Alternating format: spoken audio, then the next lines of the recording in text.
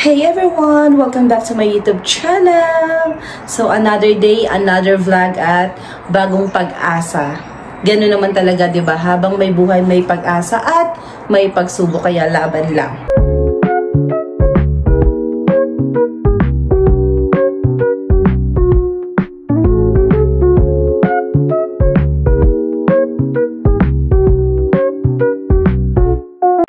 So guys, gusto ko lang pong magpasalamat sa inyo kasi as of today, April 21st, 2025, meron na po akong 2,924 subscribers.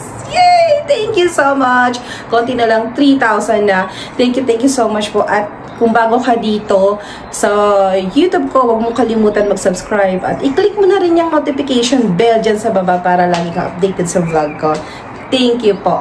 At ngayon, syempre, pag-usapan natin yung work experience kasi nung last na vlog ko, nabanggit ko na isa ngayon sa requirements para makapag-apply ka dito bilang isang nursing assistant or bilang isang caregiver, kailangan mo ng 2 years related experience. So, ano nga ba yung related experience na sinasabi at ano ba yung hindi nila kinakount as related experience? Po from Silk Road website, may question nga dito. Ito yung common question sa kanila.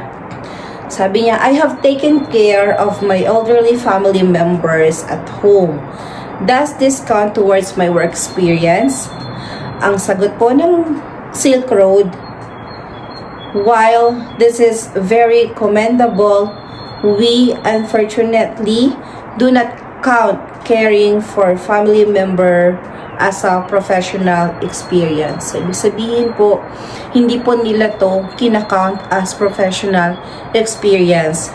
At bukod pa dito, meron pang mga hindi counted as relevant work experience. Katulad na lang po ng midwife experience. Kasi noon, akala ko pagka nagtrabaho ka lang sa, sa hospital, okay na yun, related experience na. Pero, hindi pala. Yun lang, sad to say po. Sorry. Next, hindi rin ito counted kung isa kang administrative.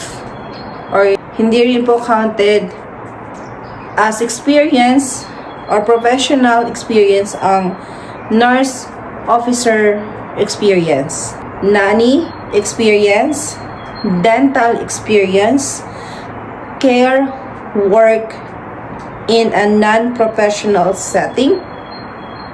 Hindi rin po kasama ang dermatology. Di ba may mga ganun?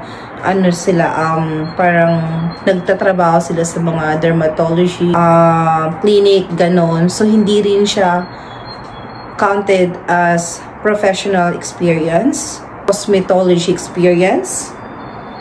At last, hindi rin po kasama yung optometry experience. So, ito po yung mga iilan na mga hindi po considered as relevant work experience for the healthcare positions offered by Silk Road. Sorry for that, pero at least ngayon alam na po natin na itong mga to ay hindi pala counted as professional experience. Pero wag po kayo mawalan ng pag-asa.